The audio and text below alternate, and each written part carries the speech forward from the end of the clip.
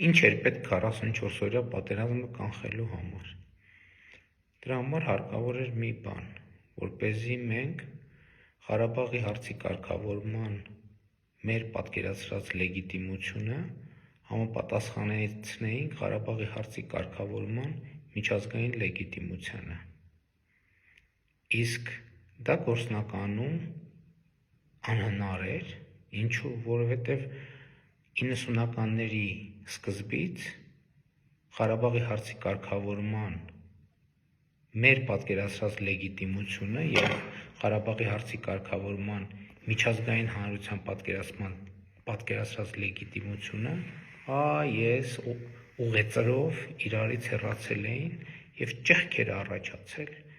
այդ պատկերացումների միջև։